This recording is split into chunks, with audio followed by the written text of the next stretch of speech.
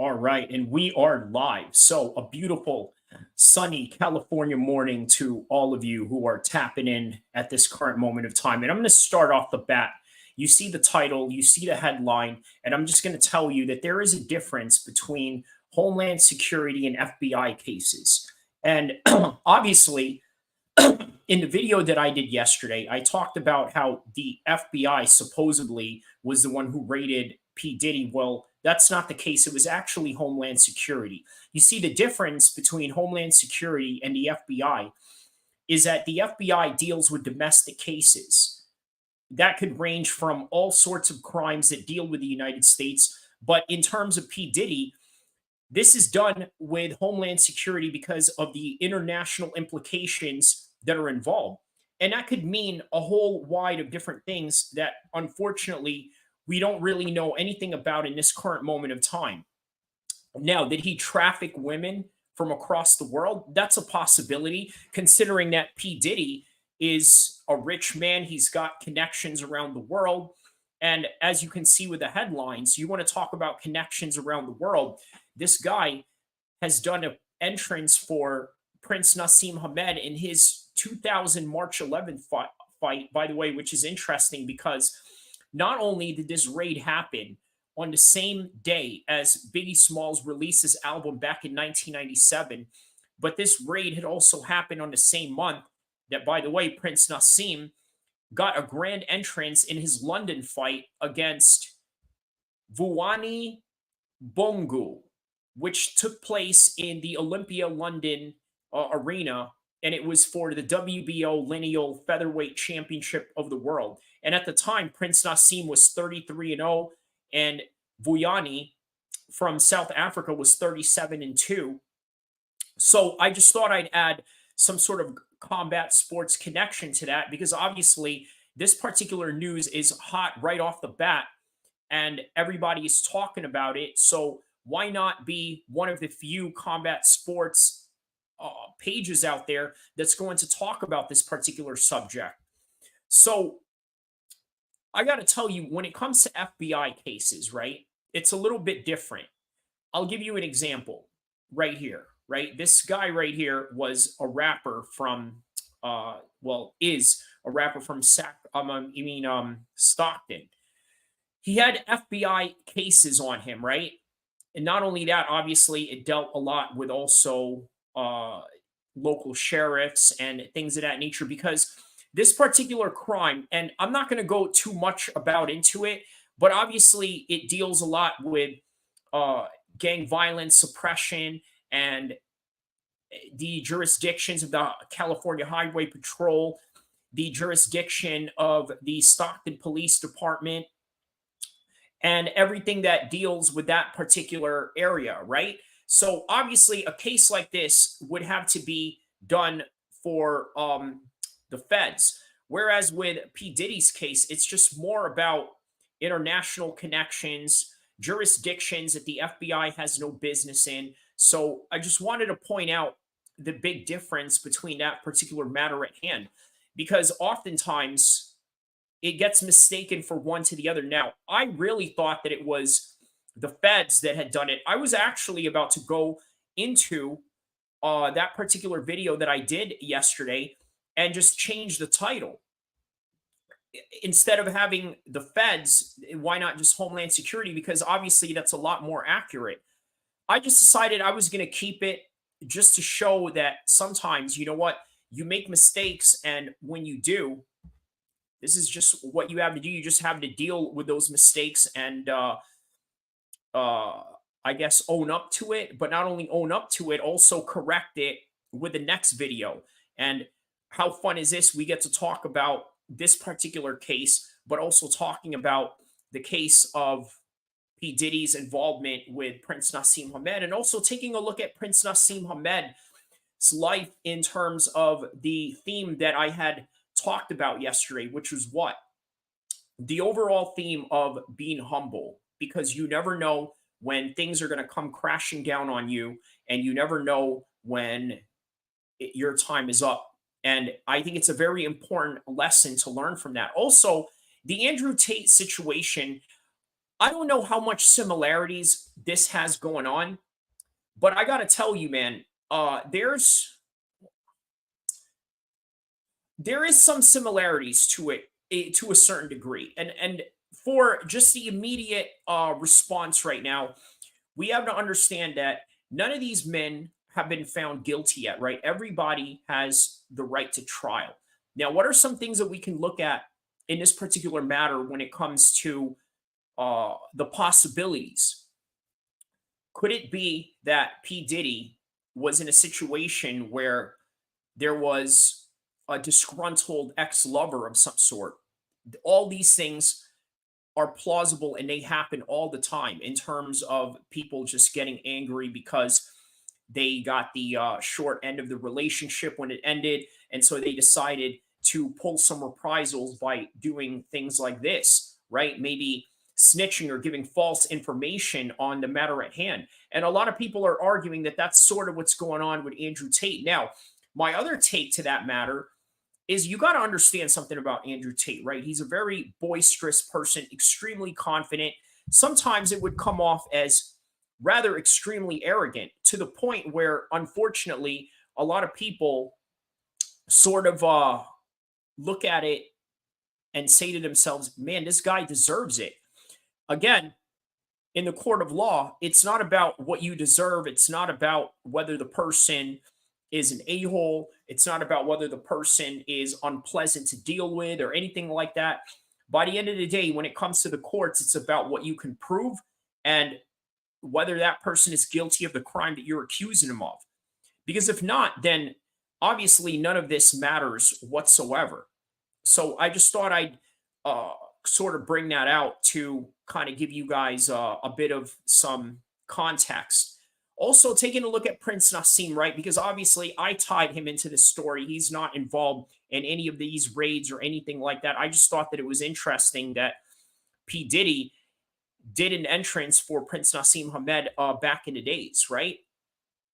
Obviously, in this particular fight, the previous fight Prince Nasim had, he had defeated Cesar Soto to add the WBC featherweight championship to his own WBO version. And Hamed originally hoped to keep both titles. However, at the time, the WBO was not a major sanctioning body. So as a result, the WBC refused to allow Hamed to hold his title with the WBOs. And unfortunately, he was stripped of the honor somewhere around January 20th. So shortly after that victory over Soto, his team began negotiations with the former WBO bantamweight champion Junior Jones, who was Hamed's supposedly next opponent for the March 11th fight.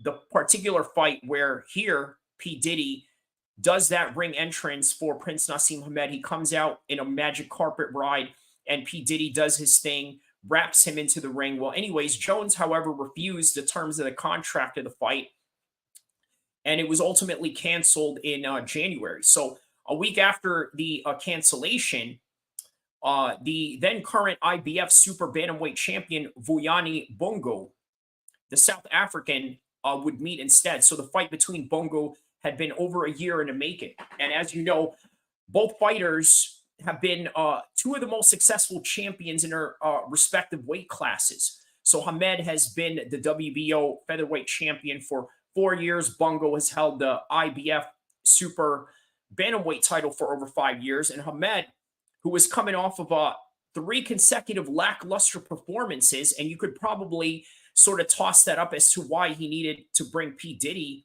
into this whole mix to sort of give the show a bit of some flair, right? Had gone 12 rounds of the distance against Wayne McCullough and Cesar Soto just right before that fight, going deep into the fight with Paul Engel before finally knocking him out in the 12th round, as he promised that he would. And Hamed also predicted a knockout or a stoppage, and he could not say that during the fight when it would happen, but he did anyway. So prior to the bout, Hamed made a dramatic pre-fight entrance to the ring, as I was telling you, with a magic carpet ride with none other than who? Sean Puff Daddy, at the time, he was known as Puff Daddy. And there was a point where obviously he had changed his name to P. Diddy for one reason or another. And the song I'll Do This For You played in the background while he was coming out with a magic carpet ride, very similar to Shawn Michaels coming down from the rafters back in the days when he had, done those grand entrances for the Bret Hart matches. So now, uh,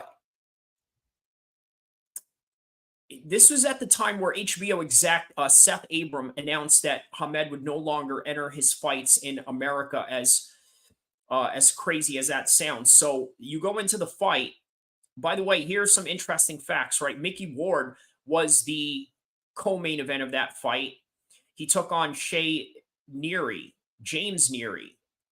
stopped them in the 8th round. So yeah, quite an interesting little fact there. Mickey Ward was the co-main event of that fight. So this fight obviously was supposed to mark the resurgence of Prince Nasim Hamed, right? He asserted control over Bungu throughout the match. And let me play this entrance for you guys to sort of see this. So hopefully I'm just going to play it with no volume.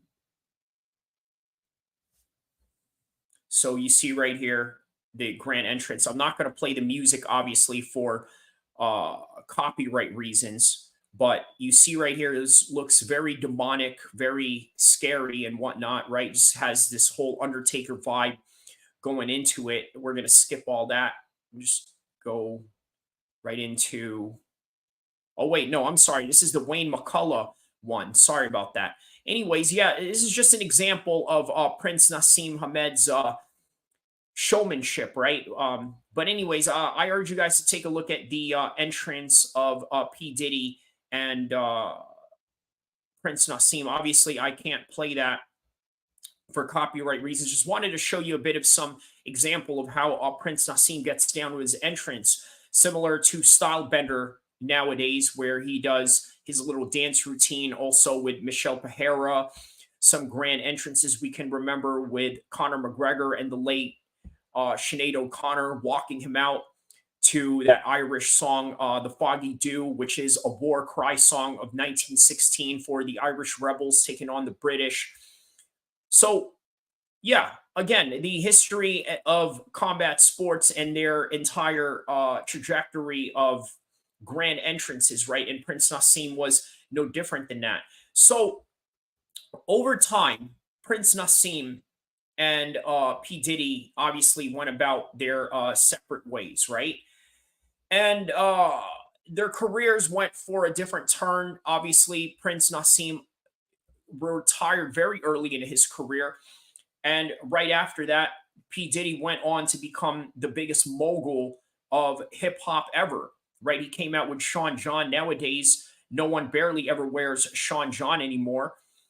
Also, he had a restaurant named, I believe it was Justin. He had it somewhere in Manhattan or Harlem or something like that. And obviously, the famous case that I had told you guys about, where he had the show Making the Band on MTV, and what had happened there. Obviously, it was just an absolute bully tactic of a show where he just felt like he wanted to assert dominance towards these people. See, here's the thing that I really sort of notice about P. Diddy, right? He's the type of guy that likes to assert dominance towards people that he knows would absolutely whoop his behind. So, again, a small man complex, you can draw it up to that, or you can also draw it up to people just being addicted to their power at a certain point. And obviously, Prince Nasim Hamed is sort of in that same trajectory at some point of his career. So here you see in this picture, obviously, he got into that car crash, right? Prior to this, Prince Nasim was an absolute nightmare, right? He would go in the clubs, let's say run up on different people, try to take their properties away from them, try to take anything away from them that was theirs, right? You could put it that way in whatever context you like. But Prince Nasim, at some point, he had to learn humility, right? And obviously, the Barrera fight, which probably was his only loss in his whole entire career, I think sort of humbled him. But then it didn't mean that he had a bad career as a result, right? Obviously, that one loss against Barrera. After that, just about a year later, he comes back in the London arena only to win a 12-round decision, won a vacant IBO featherweight title, and then rode off into the sunset with a 36-1 record as a result. But either way, I think that it's important to understand that with this whole entire fiasco that's going on with P. Diddy and the life of Prince Nasim and his career, you never know when things make a turn for the worse. In other words, you never know when you're going to get into a car accident like he did. And by the way, this is very similar to John Jones, where he ran over a pregnant lady.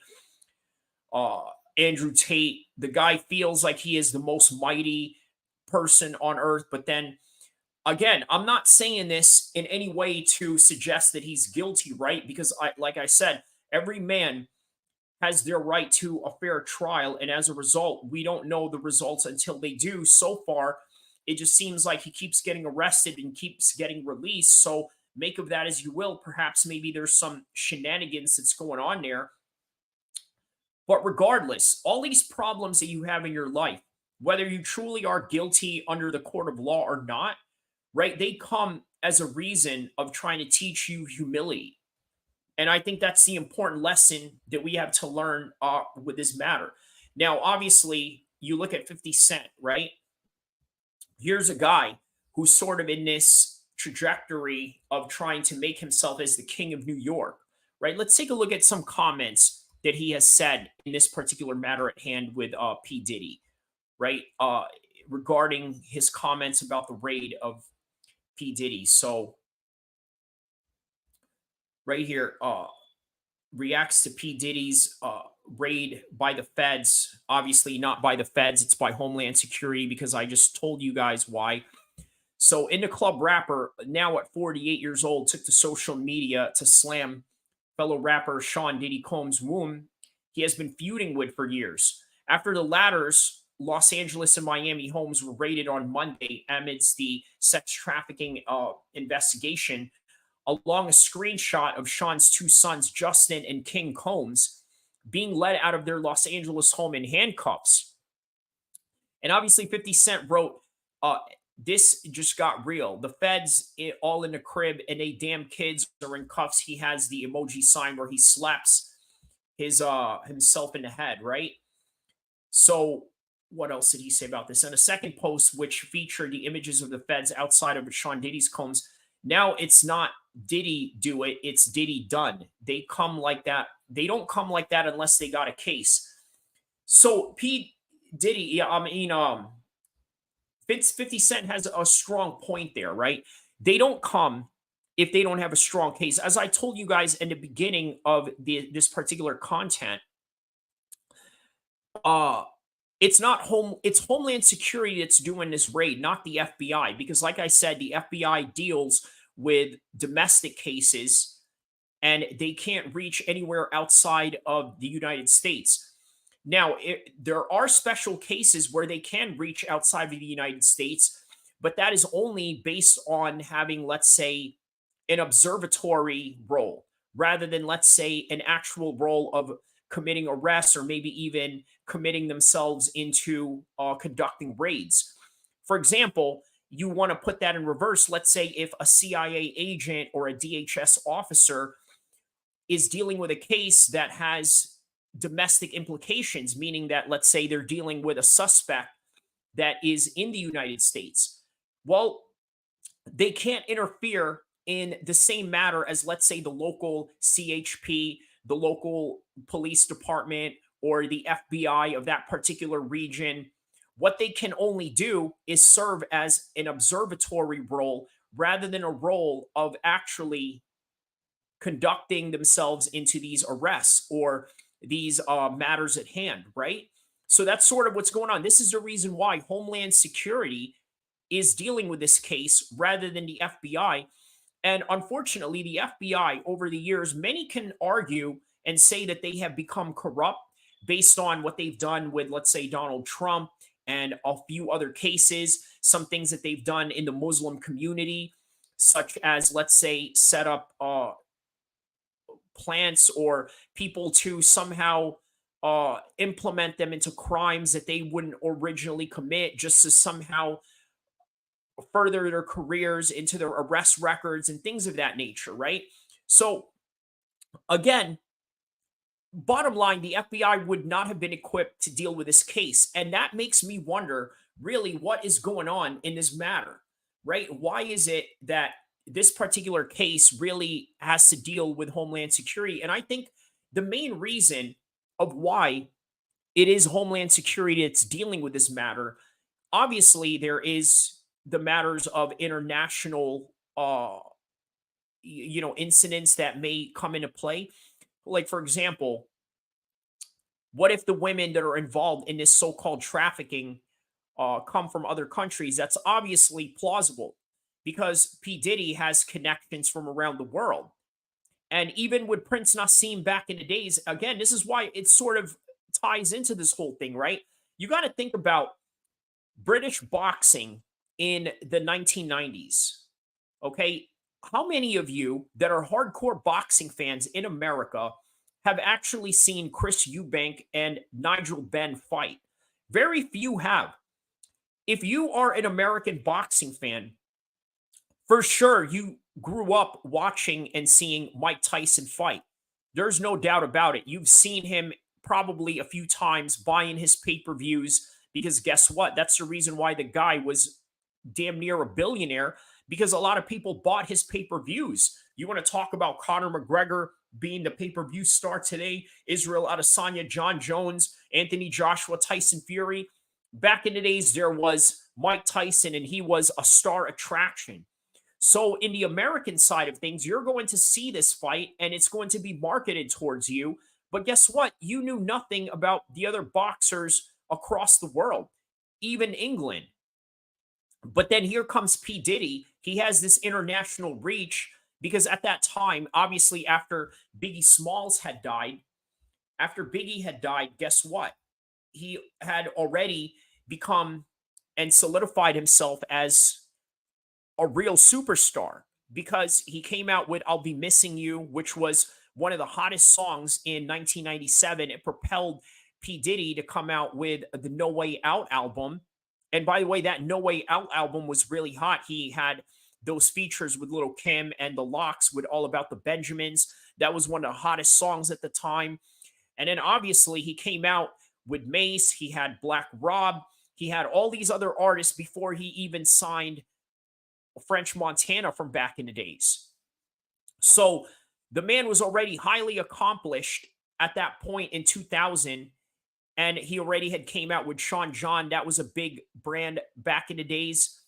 So once again, here's something you got to take into context, right? His reach is global. Oh, and how about that video that he did, Been Around the World with Mace, right? Really, you want to talk about rappers that really rap about what they live. P. Diddy 100% has lived that life of being a man that's international. So, with all that long winded response of P. Diddy's international prowess and his global reach, this is the reason why Homeland Security had to step in. But unfortunately, we don't know everything or really just about anything in this particular case. All that we know is that the feds raided his house in Miami and in Los Angeles where his children were present. And by the way, here's something really interesting, right? I'm going to give you my harsh opinion on this matter right now when it comes to P. Diddy. I honestly think that he's 100% responsible for the death of Biggie Smalls. Not in a direct way where he paid Suge to do any of this. Obviously not, because he was standing against Suge. He was responsible because he brought Biggie out to Los Angeles. You want to know what their original plan was for the Life After Death album release? And by the way, for those of you that are just joining me right now, I'm here to tell you that The same day that he got raided on March 25th, 2024, is the same day anniversary of Biggie Smalls' album release of Life After Death back in 1997 of March 25th. And by the way, that makes you sort of think, are the feds trolling by doing this? Perhaps. There's a little bit of some troll job there. But originally, they were supposed to go to London rather than going to Los Angeles. Now, why is that significant? For one, Biggie doesn't have any enemies in London. For those of you that know anything about English culture, their predominantly black group out there are Jamaicans, which guess what? Biggie Smalls is of Jamaican descent, just like his son here. Obviously, he inherited that ancestry because, yeah, he's the son of Biggie Smalls, as you're looking at in this picture right here. So he has no beef in London, and there weren't any prominent rappers at the time for American rappers, East Coast or West Coast, to even get into any beefs with. So wouldn't you say that going to London would have been a lot safer than going into Los Angeles, where he is in hostile territory? Everybody loves Tupac. I mean, let's really put this in context. I really want to put in context how much people love Tupac Shakur out here in California. For those of you that don't understand gang politics of California, there's been this huge rivalry between black gangs and Mexican gangs and Hispanic gangs altogether. Not all the time. There's some hoods and some gangs that affiliate themselves with black and Hispanic gangs riding together. And then there's some gangs where they mix themselves with each other in the same group or in the same clique or separate cliques, but they're allies with each other. But put this in context. Literally every group in California damn near claims Tupac like as if they were one of their own. The Asian gangs love Tupac Shakur. The Cambodian gangs love Tupac Shakur. The Asian Boy Crips love Tupac Shakur. The Sureños love Tupac Shakur. The Norteños, those are the guys that rival themselves with the Sureños. They love Tupac Shakur. The Fresno Bulldogs, who were a former affiliate of the Norteños but broke off into their own subset, predominantly in the Central California region, they love Tupac. The Latin Kings out in the East Coast love Tupac. The Gangster Disciples in the Midwest love Tupac. The Bloods and the Crips all over the East Coast and anywhere in the United States, they all love Tupac. All the drug gangs in the South, they all love Tupac. They all claim Tupac. But more so, Tupac is literally Los Angeles and California altogether, even though he didn't grow up here.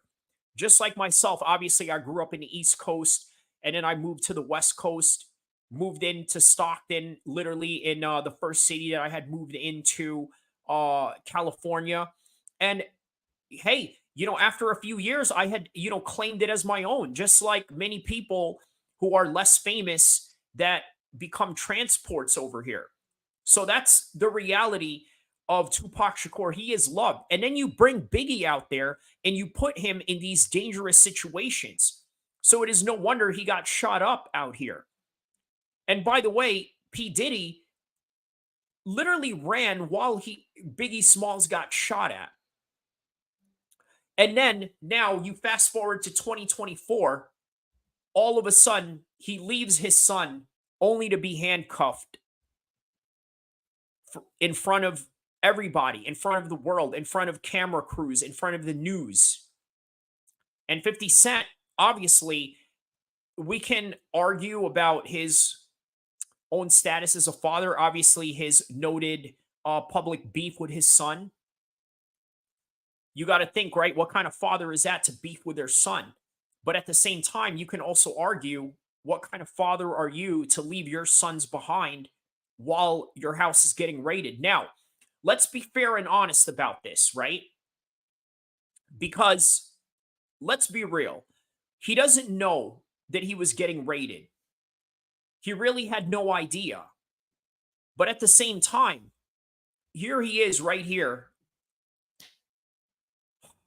in the Caribbeans, landing in his private plane in the Caribbeans while his sons were getting raided. And then the Biggie Small situation and everything else in between. How about this? This is something that I forgot to mention. How about Shine? You guys remember Shine?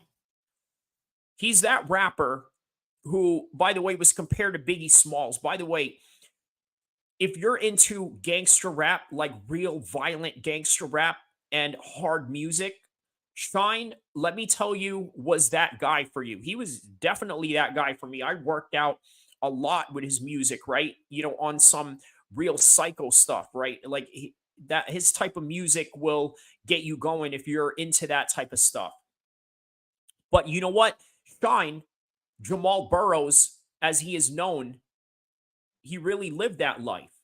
This guy got into fights when he was in basketball courts. He would straight up punch you without a moment's notice if you offended him, just like most gangsters should, right? If you live that life, that's what you do. But on any regard, he was loyal to P. Diddy because you want to know what happened that night at the club shooting? Some guy walked up to P. Diddy and said to him, "Hey, I got money too," and threw money at his face in such a very disrespectful manner. And what did Shine Jamal Burrows do? Pulled out his strap, started firing off, and as a result, P. Diddy left him out to dry, not providing him any lawyers the way that he was helping himself and Jennifer Lopez at the time, and left him out to get sentenced for a long, long time until Shine had finally came out, got deported to Belize. Now, I don't know if he got deported or he just decided to move out there, but good for Shine. He became, I believe, a parliament member or some sort of congressional position in that country. So, a little interesting aspect of that, right? This guy has a history of sort of leaving his comrades behind.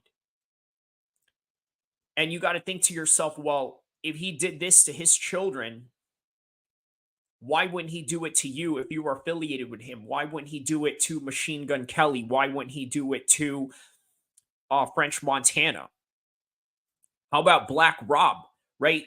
I urge you guys to look up Black Rob, the guy who did the song Whoa. My car's like whoa. My thing like whoa. You guys remember that song, New York classic of all time, right?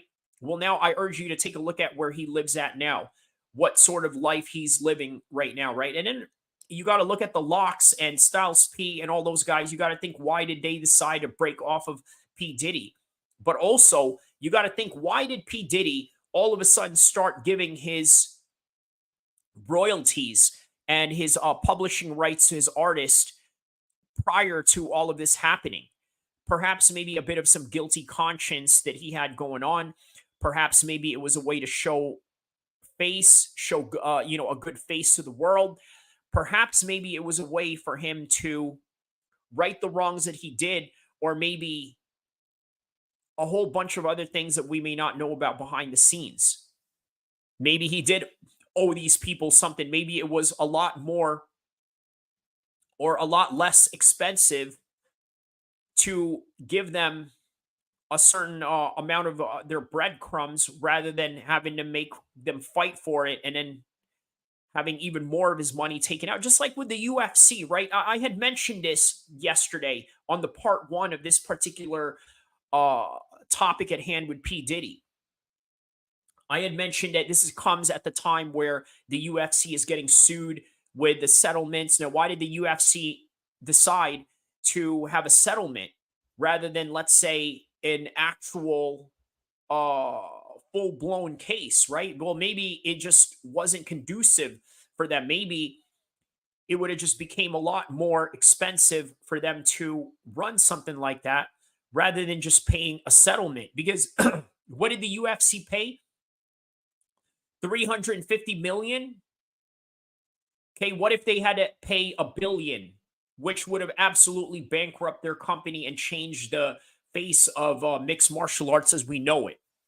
But as a result, guess what happened? Just like P. Diddy in the club, he evaded that whole situation. They evaded this whole situation because now the UFC has ironclad contracts to where they make fighters sign on the dotted line. If you're going to sign with us, you can't be part of any class action lawsuit, which further monopolizes their business and kills off the other brands that are just spending money just to stay alive. And I'm talking about the PFL and I'm talking about Bellator. So the UFC evaded, just like P. Diddy evaded his situation with that club shooting with Shine, where afterwards him and J-Lo jumped in the car, drove about 100 miles per hour on a busy street in New York. And he evaded while Shine went to prison, just like the UFC evaded this class action lawsuit. Because a lot of you think, wow, this is a huge loss for the UFC because they paid $350 million. But you're talking about a company that is now worth $10 billion based on the fact that the WWE is part of their whole global brand. And the WWE has always been bigger than the UFC. So they were able to afford $350 million. Just like P. Diddy, he thought that he evaded that whole situation, or you guys thought that, hey, you know what? His artist is going to jail, so now he can't make money off of Shine. Well, is that really the case? What happened when Shine went to prison? He took all of that money that he made because of so much interest in Shine's album, right? He was a violent human being in the way that he portrayed himself in his music. And like I said, if you guys are into hardcore gangster rap, man, Shine was the guy for you, right? A lot of guys in the East Coast and West Coast and the South, they all loved that album. All the gangsters that I knew, they loved that. The song in track 2, What You Gonna Do, that song was violent. I mean, like, just the lyrics of that song alone, his delivery and everything, he sounded like the hyper aggressive version of Biggie. But P. Diddy didn't lose out on anything while Shine was in jail, because while he was in jail, he was reaping off the benefits off that album. So once again, he evaded. But just like how the UFC evaded the lawsuit with the loss of 350 million, right? A small fraction. They evaded. P. Diddy evaded. But at some point, is the UFC going to get away with doing all of this to their fighters? We don't know. Obviously, we saw a small example of the type of power that Dana White has, right? He slapped his wife while he was at a vacation in Mexico in New Year's Eve, and he got away with it.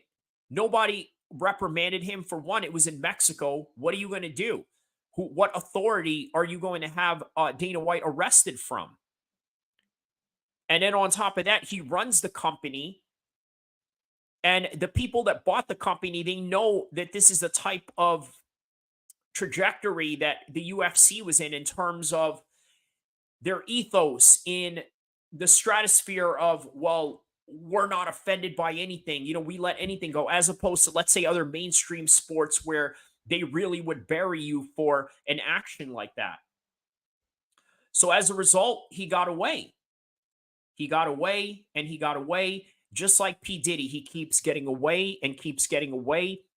But the moral of this particular story that I'm trying to tell you is that at some point, you can't always get away. Now, prior to this car crash with Prince Nasim Hamed, he was a very cocky individual, right? And again, it's very difficult for me to say this about a fellow Muslim brother, to be quite honest with you, right? Because as Muslims, yes, we're supposed to be humble, but was Prince Nasim anything but humble? I mean, if you guys were around during the 90s or the 2000 era in British boxing, and boxing overall. You knew that Prince Nasim was an absolute a-hole. And at some point, he got what was coming to him. Obviously, he still became rich. Obviously, he still got away with the situation of the car crash where he ran into a pregnant lady, very similar to what had happened with John Jones. But either way, I got to tell you, that Barrera fight, I think, was the biggest lesson that I think Prince Nasim had faced, because it really shattered his ego. And I don't care what anyone says. You guys may look at it as like, it's not a big deal. He lost. So what? Well, imagine you're an undefeated fighter. All you know is that you have an identity of being undefeated. And all of that gets shattered by this humble Mexican fighter, okay, and takes your belt away only for you to come back and regain that same belt a year later on May 18, 2002, and then you retire. But after that retirement, you know that in the back of your head, there was that one guy that humbled you. And for those of you that have never fought in the ring, in the cage, or anything like that, you're just never going to understand that. You're never going to understand the magnitude of a loss. So you could say that that humbled him. Same thing with Andrew Tate.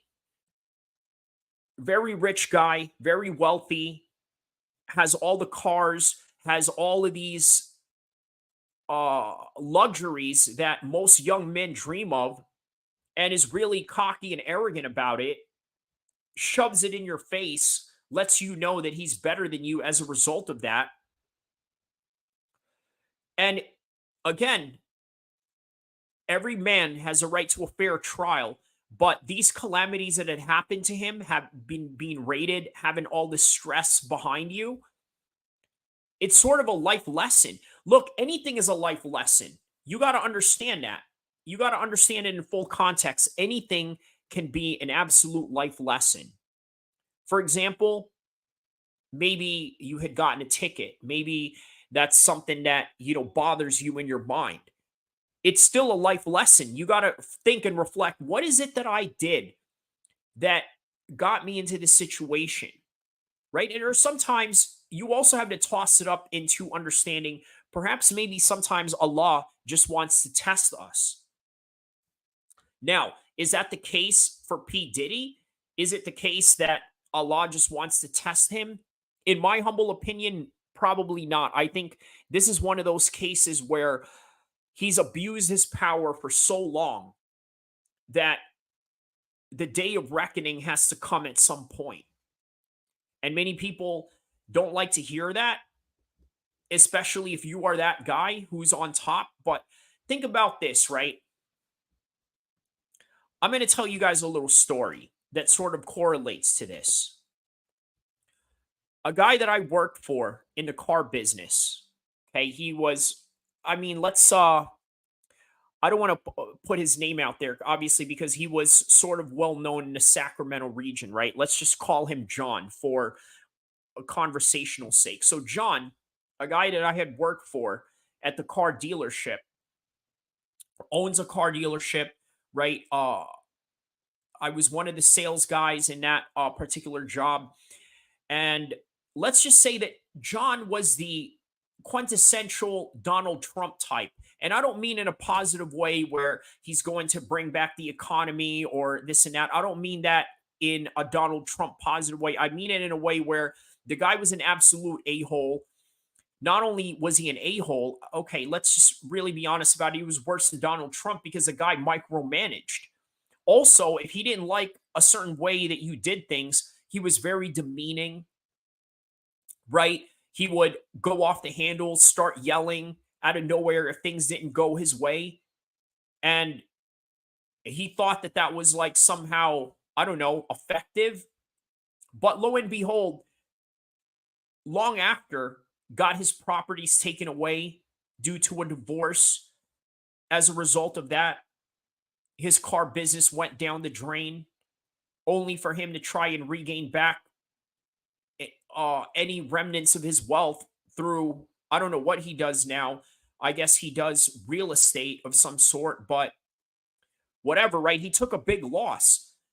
But prior to that, let me just say the guy was really making serious dough, right? And eventually he got what was coming to him. This is just a few examples of people out there that are a-holes. And at some point, you got to understand that it's going to come back to you. Look, even including myself, you don't think that, I may have, these same problems. Yes, to a certain extent, we all do. But I think it's more important to be very aware of it, because the less you are aware of your arrogance, the less you are aware of your actions in ways that you are hurting people, the more that it's going to come back to you in the worst way possible. And I think that this is some of the most important lessons that we have to learn. Now, why is that? Well, look, I'll tell you, there are guys out there that sort of have a bully mentality, right? And some of those reasons you could toss it up as, well, maybe you were bullied as a kid. You felt, what do you call it, dominated or less empowered. All of a sudden, you live this underdog story. You start working out. You start becoming a beast. You start making more money. You get out of the ghetto. You get out of any destitute situation that you're in. You become stronger than you ever were. And now, sometimes it's the classic case of you becoming that bully. And again, I don't want to get too political on this matter, right? But I got to tell you, man, there's a certain country in this world, right? Let's just say that they were oppressed back in World War II. Okay. After they got oppressed, they got their own state. And many could argue that they are now the oppressors as they were oppressed back in World War II. And if you know your history, then I think you know what I'm talking about. If you don't know your history, oh, well, that's for you to figure out at some point. Okay. But rest assured, it happens, right? And what is going on right now with that particular country? Let's just really talk about that, right? That particular country that is the bully of the world right now. Are those people living in peace? Probably not. Do they have dissension among their citizens? Probably. They say that they have a strong military that's handling all these terrorists, that are in their regions. But again, are they living in peace? No, they're not. So as a result, you reap what you sow. And this is the most important lesson that you have to learn from this. You reap what you sow. You cannot bully people for so long to the point where all of a sudden you think that you can do this forever. David and Goliath is a great lesson to learn from that. Debo from Friday is a great lesson to learn from that, right? And I'm talking two examples that are macro and micro examples, right? Obviously, the macro example is David and Goliath because it's such a universal story. It's biblical, and many people reference it as a way of the big man being taken down by the little man. And the micro example is Debo in the hood in the Friday movie, because guess what?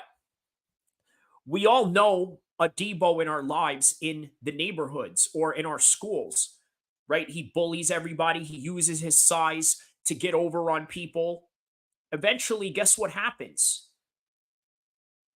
They get toppled. Here's an interesting thing, right? I think Suge Knight is also another great example of this, because obviously Suge Knight is tied into this whole situation in one way or another, right? Obviously, there's been speculations that P. Diddy paid the Southside Crips to go out and assassinate Biggie and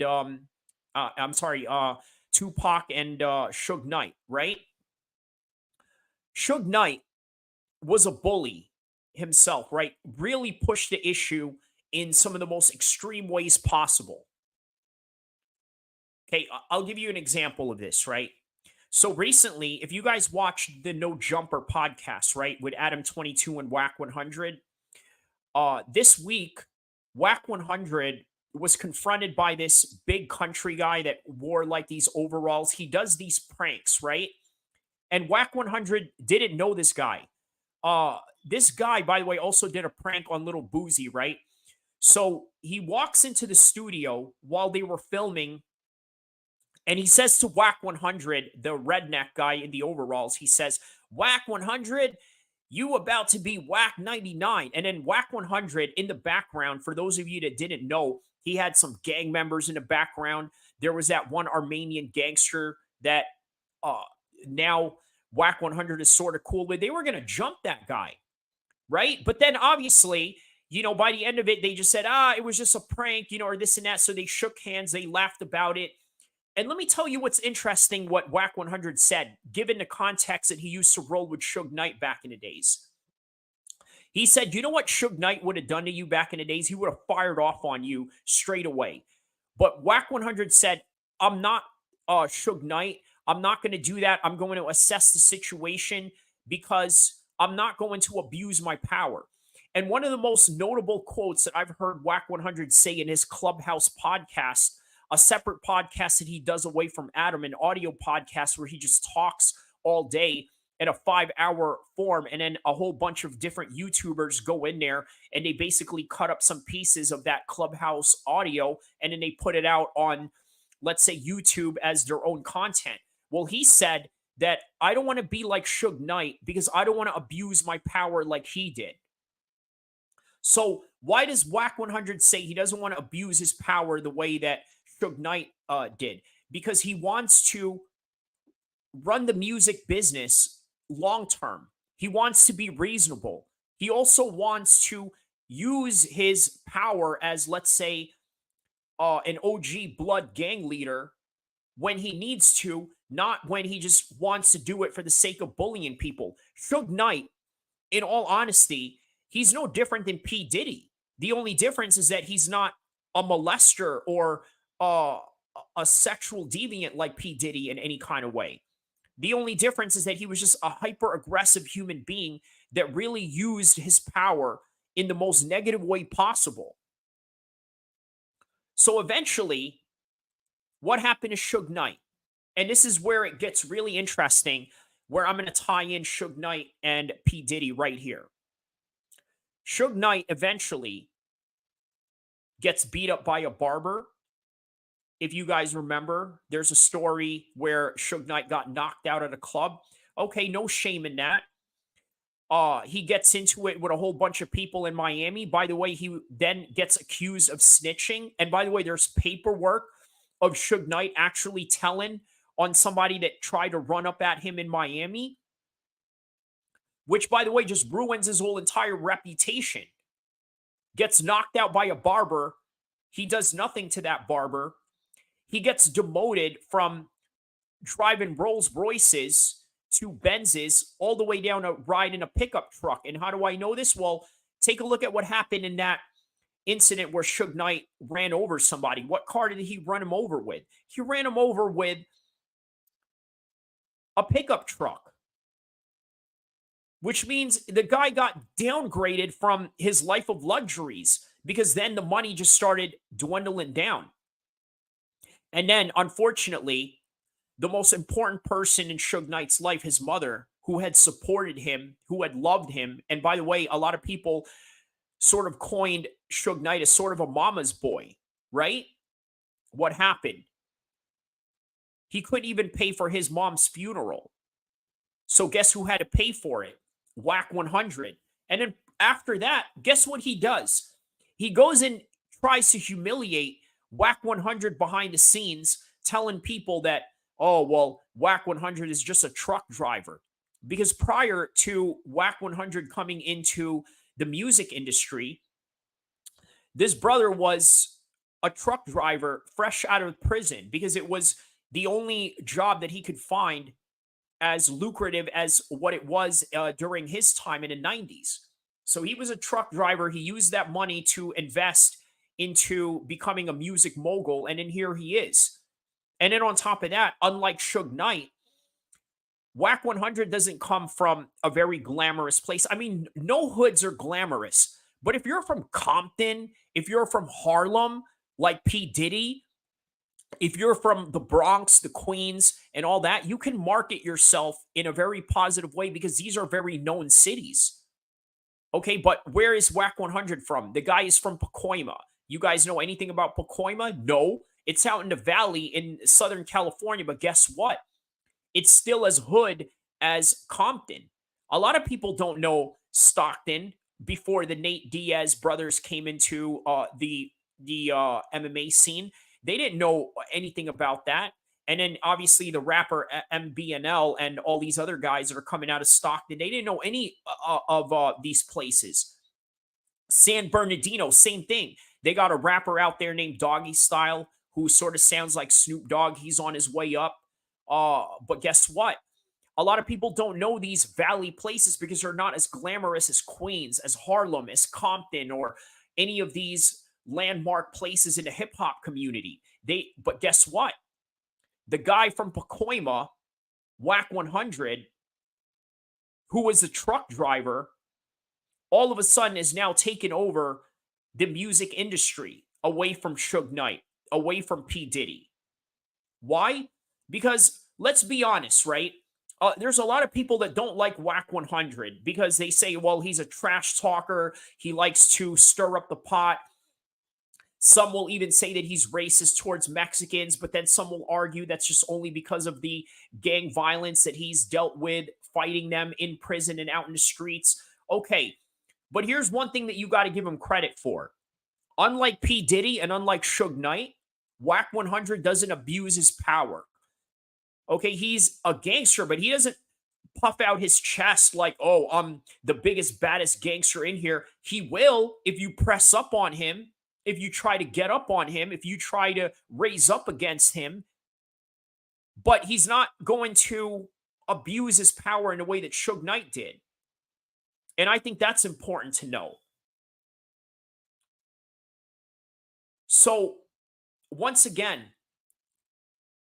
this right here is one of the most important lessons you guys have to learn when it comes to humility, when it comes to doing business in the long term. Because here's the thing, right? P. Diddy had a long career, no doubt about it. Especially after 1997 up until now. What are we talking here? From 1997 to now. How many years is that? So 97, 07, that's 10 years. 2017, that's 30 years. 2017, 18, 19, 20, 21, 22, 23, 24. So 37 years. Okay, he's been really hot in the music scene. But within those years, those 27 some odd years or so that he's been hot in the music industry, unfortunately, he abuses power in multiple ways. Look, here's the thing, right? Remember Making the Band when he made those kids walk from Brooklyn all the way to I'm not sure if it was Brooklyn or Queens, I don't remember, but he made them walk from Queens to that shop or that restaurant with that cake that he wanted, right? Was that really necessary for him to do? What point was he trying to make? The point that he was trying to make was, I'm a powerful human being. I can do this to you. Now, I got to be honest with you. At first, when I saw this, you want to know what I thought his whole point of that matter? I thought his point was, hey, guys, you know what? I want to see who is the most determined guy here. But here's the thing. If that was me, I'll be honest with you. I would have gone. I would have gone and walked there. I would have ran there just to show that, hey, you know what? I'm a whole lot more competitive than these other artists. I'm in better shape than a lot of these guys. I'm going to do things that other people are not willing to do. I would have done it. I would have ran there. and I would have came back with a cheesecake, and that would have been that. The problem is these guys are not me. They're not uh highly elite athletes or anything like that have done long runs or anything like that. It's not That's not the type of people they were. These guys are artists. They're not used to training a long period of time. They're not used to running. They're not used to doing any. Now, if you're an artist, does it help if you're in shape? Yes, definitely helps if you're in shape, because if you're doing all these world tours and you're performing multiple songs at once, it helps to be in shape. Look at Mick Jagger, right? 70 years old, still rocking it. Why? Because he's in shape. He does a lot of things to get his body right. Same thing with 50 Cent. The guy was in shape. While G Unit was out on tour, he would go out in any of the gyms in the hotels that they're at. He would get a workout in first thing in the morning. And next thing you know, he's got his dopamine high and his endorphins rolling, and he's ready to go. Meanwhile, all these other guys in G Unit, they're just sitting there kind of chill and like nonchalant about everything. And here he is firing in all cylinders. So, yes, it helps if an artist is in shape. But I don't think that was the point that P. Diddy was trying to emphasize when he made those artists walk from that dormitory in Brooklyn all the way to that Manhattan restaurant. By the way, I've been to that restaurant, as I've told you guys yesterday on the part one of this particular series, right? So it's just nothing more than just an abuse of power. And then also, you got to take a look at all the other nefarious things that he does behind the scenes and all the nasty things that people are saying that he did with Cassie, all the nasty things that people are saying that he did with Usher and all these other artists, Justin Bieber, and the list goes on. It's an abuse of power. Okay, I'm not here to preach to you about the moral implications of that matter, but I got to tell you, man, I don't agree with it. I don't agree with that at all. I don't agree with any of that type of lifestyle. And I'm not going to mention to you what kind of lifestyle I'm talking about, because obviously we live in a highly driven cancel culture nowadays, and I like my page the way it is, so I'm just going to let you guys use your imagination. I don't agree with that lifestyle at all. But I think no matter which side of the aisle you swing on, what P. Diddy did is just an absolute abuse of power. And at some point, that abuse of power is going to come back to haunt you.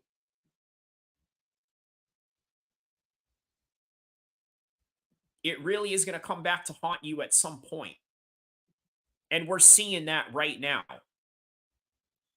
We are seeing the downfall of P. Diddy. I'm going to play you guys a couple of videos that I had made about P. Diddy a couple of months ago, right? And I want to compare and contrast to what has happened now as opposed to when I first made this video, because I thought it's really important to sort of share this, right? Let's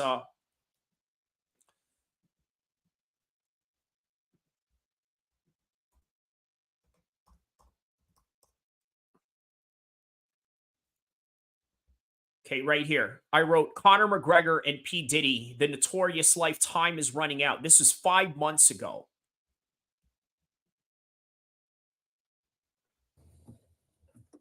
I decided I was going to title this Conor McGregor and P. Diddy. Reason being, in recent times with Keefy D getting arrested and possibly getting charges on murder for the Tupac case, in terms of just involvement, not necessarily the guy that did the trigger pulling or anything like that, but rather the complicit or some kind of facilitator or ringleader in whatever they can bring up in terms of, let's say, RICO charges, where they bring down a whole entire gang rather than, let's say, an individual criminal act. So, nonetheless, one of the things you got to understand is that P. Diddy's time could be coming up. It's been a great ride. And you can almost say that same thing about Conor McGregor. Because the position that Conor McGregor is at right now, I don't honestly think that this guy is in the best shape to get out there and make a comeback. And if he does, being that it is Michael Chandler, it's just a matter of having the right style of matchup that he was afforded to. But later down the line in the top 155 divisions and maybe even the 170, if he wants to try his luck, he's going to have a very difficult time due to the lifestyle that he's been living. And I don't think that's groundbreaking news to say. Everyone says it because it's just the reality of the fact and what you see in front of you. The guy's out there drinking in the pubs when he's doing Ariel Helwani interviews for Matchroom content. He's out there drinking in Anthony Joshua's fights, drinking in Katie Taylor's fights. He shows up in Matchroom fights more than he shows up for UFC events nowadays. And yes, granted, a lot of that is just the simple fact that you're dealing with a regional proximity of Dublin and London being in the same area where it's a lot easier for him to have access in that. So you look at P. Diddy's career. He came from, I guess, humble beginnings, like anybody else that would come up from the world of rap music or in the world of professional fighting athletics. And afterwards, he found riches and success, just like the story of anybody else that we know that we admire or somebody that we aspire to. It's all a very stereotypical story. But you know what else is very stereotypical with P. Diddy and Conor McGregor is that there are going to be rises and then there's going to be big falls. And right now we are witnessing the era of the big fall between them. Is it that far-fetched that with a confession from Keefe D saying that he's the one that got paid or was supposed to get paid in the various stories that he has on this particular subject, could be the reason that, let's say, P. Diddy gets brought up on charges of being complicit of trying to pay for a hitman. And then that just brings down an entire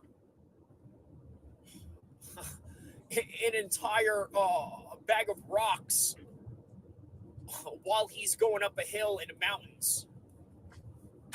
Because you look at his life, you really thought in your mind that it's just nothing but up from there, right? From the time that he came out with More Money, More Problems. After Biggie died, he came out with I'll Be Missing You, a very big hit in the summer of 97. And then you go into his next phase of his career, MTV's The Band. You had Mace, you had The Lox, you had Little Kim. Look, you guys know the discography of P. Diddy and his work in the music industry.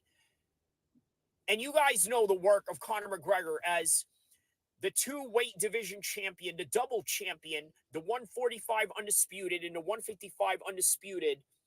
And then on top of that, you have him as one of the few guys who have ever crossed over into boxing, made a whole lot of money, and then created a business out of it. It's very similar to how they're how they were brought up in that similar way, right? And it's also funny that McGregor does have Notorious B.I.G.'s nickname. Not that it has any correlation to anything, but it's just a very strange coincidence that there's parallels between the life of P. Diddy and Conor McGregor right now, and he is the notorious one. And P. Diddy was the man that created the notorious in terms of creating a rap persona and somebody that he put out there in the world as a main producer. So what a great life, right? He was in that situation with Shine and J-Lo where they shot up a club. He manages to duck and dodge that. P. Diddy seems to duck and dodge a lot of things. He was involved in that shooting during the Biggie murder that night, meaning that he could have been one of the people that got targeted. So Puff has seen his shares of downfalls, just like Conor McGregor has seen his shares of downfalls.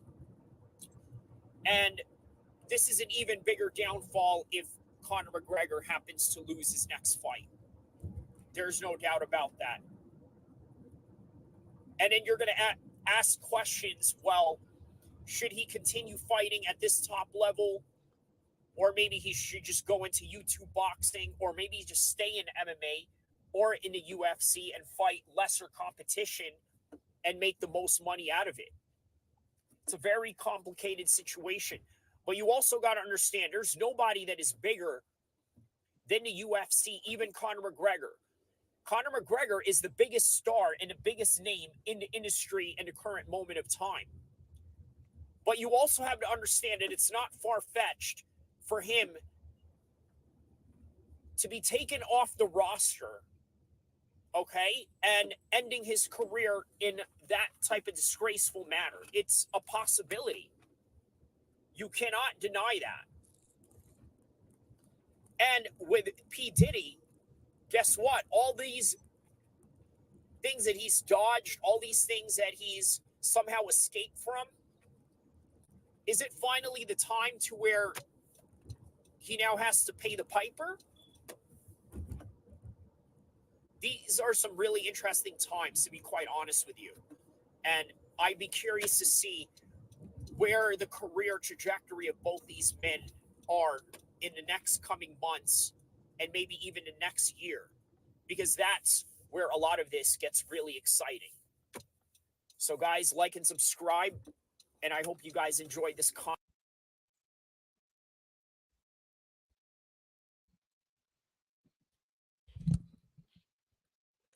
Well, exciting indeed, right? Because that was literally 5 months ago when I made that video, and here we are.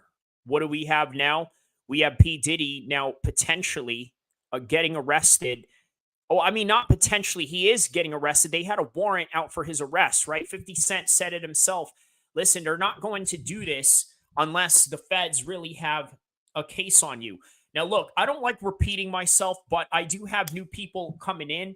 And by the way, don't forget to like and subscribe. Let me explain to you, if you don't want to rewind all the way from the beginning, why Homeland Security is doing this instead of the FBI. For one, the FBI only deals with domestic cases, right? If they were to do anything outside of the United States, they would have no jurisdiction other than, let's say, an observatory role. Just like if you have a CIA agent or a Homeland Security agent operating inside the United States, they would have to do it within an observatory role with the lead of, let's say, the local police and the FBI to conduct raids or investigations. So why is Homeland Security running this particular operation with P. Diddy? For one, he's being accused of human trafficking, and that obviously involves young women. That may also involve young boys. That may involve a whole list of shenanigans that I don't really want to verbalize any further, right? But put it like this: international uh, incidents like this require Homeland Security to be part of this investigation. So that is the reason why you have Homeland Security and not the FBI. Yesterday, I had made a video regarding about this topic, right? Just as soon as it happened.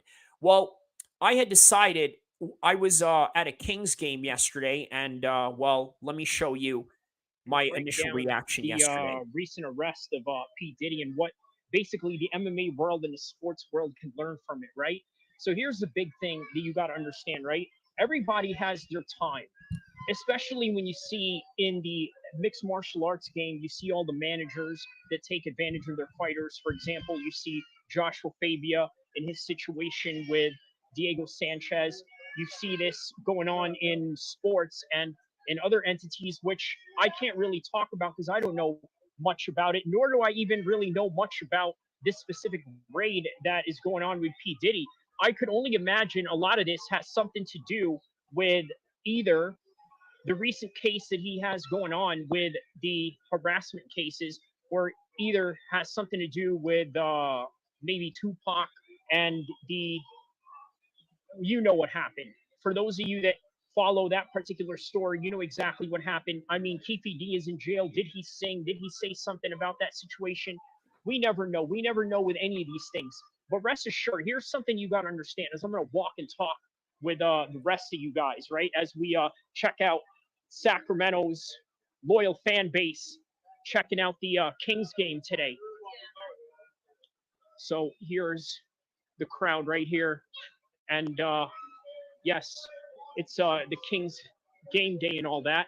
Here's one of our securities out here and loyal fans. We got a Warriors fan out here. All right. You know what I mean? So seems to be such a big game out here. But anyways, in any regard, here's something you got to understand, right? You never know when your time is up. And that is the main story that we can really take from this whole situation. We can't really say too much about it. Of course, there's going to be more information. I wanted to come and give you guys a breaking news while also giving you some sort of view of the Sacramento Kings game and its loyal fan base that we got going on here. But on any regard, let me know what you guys think. Let me know if you guys have any specific comments on this situation. Look, we're going to learn more about this situation with P. Diddy and his recent arrest. So far, this is all that we have. I'm literally a couple of minutes away from breaking my fast. I'm going to go have something to eat and pray at night and go from there. But on any regard, check out some of the recent videos that I had regarding UFC 300 and the other fight cards that are going on this weekend. Don't forget to like and subscribe. And before I go, I'm going to just walk with you guys, show you the scene out here with Sacramento and the Kings games and its loyal fan base that we have in this beautiful city of Sacramento.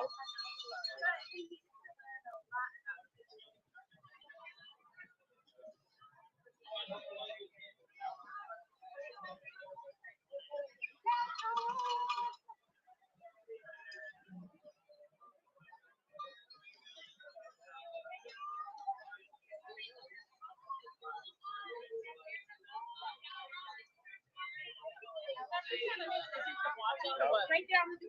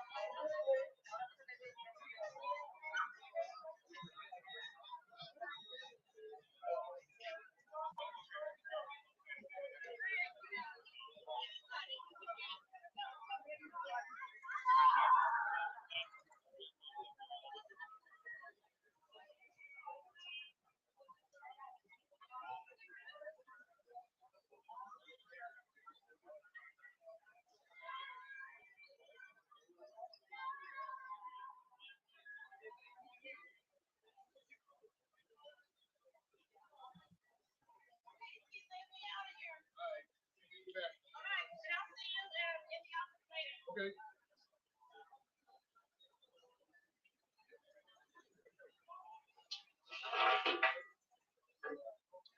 All right. So we got about a couple of minutes before I get off the live. I'm going to probably just do a quick 10-minute one and then just call it a day and get right to breaking my fast and getting on with Ramadan, Taraweeh prayer, and, you know, everything else in between. So here's a couple of things that I really got to tell you about this specific story, right? Over the years, you've noticed P. Diddy sort of has a bully mentality. right? You notice when he had Making the Band, what did he make those contestants do? Walk from Brooklyn all the way to Manhattan, by the way, just to pick up a cheesecake. By the way, I've been to that restaurant a couple of times when I was a youth, and then also just a few summers ago in summer of 2022. So great restaurant, right? I urge you guys to take a look at it. Goodness, I forgot the name of it. You just look up the restaurant of P. Diddy where he made those guys walk from Brooklyn all the way to Manhattan just to get a cheesecake. Either way, it's a bully mentality.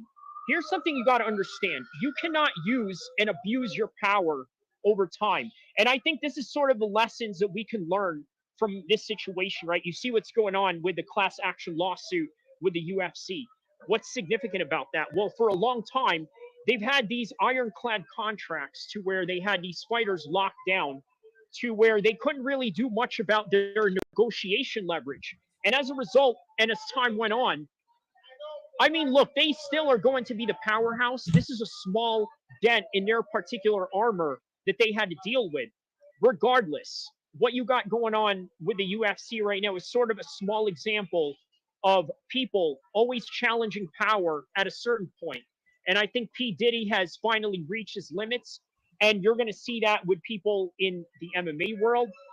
Name a car and I'll make an edit out of it. Name a car and I'll make an edit out of it. What do you mean? A car? Do you mean a car or a card or a video? Or let me know what you mean by that. Thank you for tapping in Short Edits 8. By the way, and don't forget to like and subscribe. But please understand that is the consequences that you have to face when you abuse your power. At some point, there are limits to everything. And this is a great lesson. A vehicle. Okay, so you're talking about vehicles. All right. All right. I tell you what. Subscribe to my channel. I'll hit you up at some point. Oh, you know what? Take a look at on my community section. Okay? On my community section, I have a Facebook link there where I basically show one of my workouts that I did while I was fasting for Ramadan. I urge you to check that out. Tap in on that and hit me up, add me, message me, whatever you want to do. But yeah, man, that's we're here to talk about P. Diddy's recent arrest and checking out the pre-game for the Sacramento Kings and whatnot. So here we are live in downtown Sacramento, and tap in with me. And we'll talk more about it as we get more details. But for now, understand that this is the overall theme of Ramadan and everything else that we can learn from this lesson. Be humble, be safe, and tell the ones that you love them. And I'll see you guys soon, inshallah.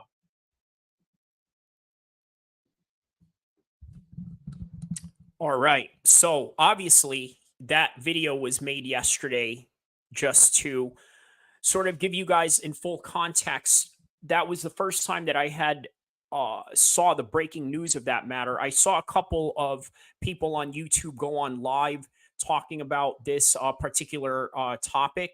And obviously, yes, I had thought that it was the FBI that had done it. I urge you guys to take a look at that video yourself, if not for the lack of information, but also just for the overall view that I had captured with Sacramento in total. But the overall theme remains, right? Be humble, because you never know when it's your time to go. And not only that, be kind to others, especially if you're in power, right? I think that's easier said than done. But again, the next video I'm going to play to you guys that sort of correlates to this, because obviously there's a lot of speculation that says that P. Diddy was the one who had shot Tupac, or had gotten Tupac shot, right? So this sort of involves Mayweather, because Mayweather had previously mentioned that he has seen Tupac get shot in Las Vegas. So if he had seen that happen, then you got to think to yourself, right? Is he going to be implicated in these particular crimes? Is he going to be asked by the cops? Is he going to snitch? But I also go into the subject of talking about, let's say, what is considered snitching or what isn't. And how the urban community sort of views that, or people in, let's say, the criminal underworld view that. I'm going to play this video for you guys right now. I'm going to play you the part one. I did the part two of this on a live stream, and I urge you guys to take a look at it on the live section below. But here is the part one of this video that I made 7 months ago, to be exact. So I'm particularly excited to do this episode for the simple fact that it deals with a multitude of things that I'm really interested in. For one, if you're my age, somewhere in your late 30s, mid 30s, or early 30s, I think it's safe to say that you grew up listening to Tupac Shakur and the music that was heavily influential in the modern times of today. Now, obviously, you look at the modern rap music of today, it seems very contrasting to the modern style of, let's say, drill, grime, and all the other new stuff that's going on that's way different than the 90s or the G-Funk West Coast era of gangster rap. But nonetheless, I think it's really fascinating that Floyd Mayweather is in this situation right now where a lot of people are implying that he witnessed the murder of none other than Tupac Shakur. Now, why is that interesting? Because, for one, you got to understand, right? In the fight game, there's an aspect of what is real and what is not. And by the way, I've heard in a comment section in one of the early videos where people are complaining about, that I have a warning sign going on that I'm ignoring. And so I'm just going to put on my seatbelt so that this way, this does not interfere with the content that I am currently creating right now. So back to Floyd Mayweather and Tupac Shakur. So, as you know, in a fight game, a lot of people always talk about whether this guy is really a gangster or not, right? And then you also see that in the NBA and other sports as well, where you got multi-millionaire guys pretending to be gangsters. Aaron Hernandez in the football world, in the NFL, is a great example of that. He went and killed somebody in the Boston area when he was playing for the Patriots, and then all of a sudden gets implied for murder, gets charged for murder, and then hangs himself in the cell that he was locked up in because he just couldn't handle jail. He wasn't really all about that life, and why would he be? The guy is a multimillionaire. Now, Floyd is in that same category right now. And why do I say that? Well, you got to understand something about Floyd Mayweather, right? A lot of people understand that he is the greatest boxer in the world.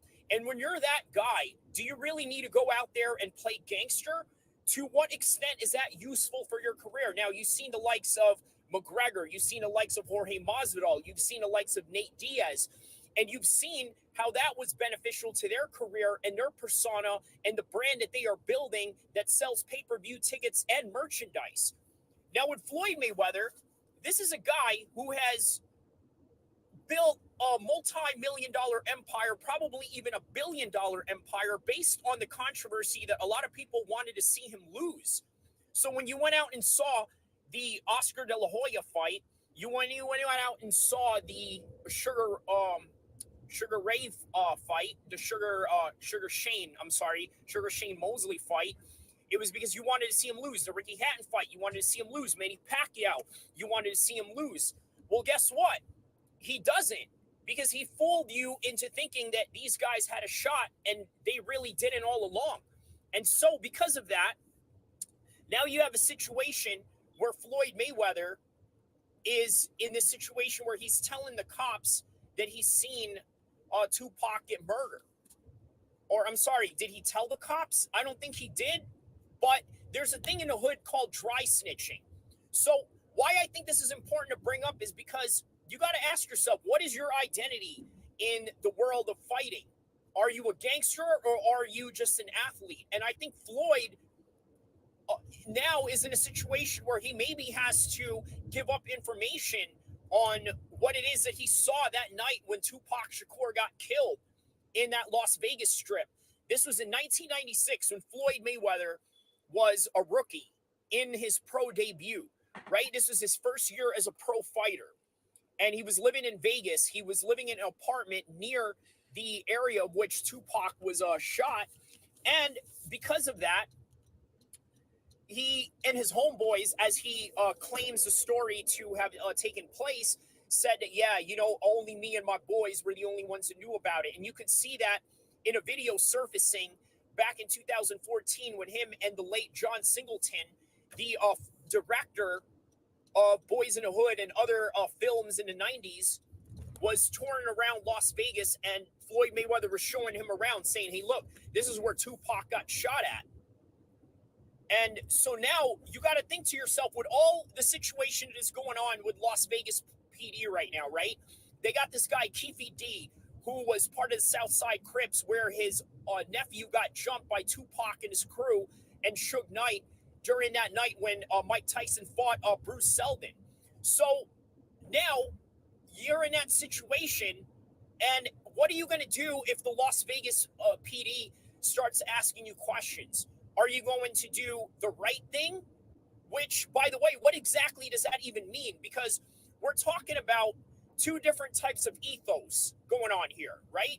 We have the code of the streets, and then we have the code of what normal civilians do when things happen to them. Now, is it snitching if, let's say, you get into a car accident and you need to file a police report in order for you to claim to your insurance about the damages that have gone on in the accident? Is that snitching? Is it snitching if, let's say, you go and tell the police about the neighborhood nuns, the neighborhood child molester that's roaming around in your neighborhood?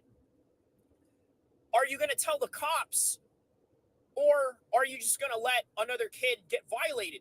Now, obviously, there are rules to this, and there's historical implications on matters at hand when you deal with, let's say, the word snitching, right?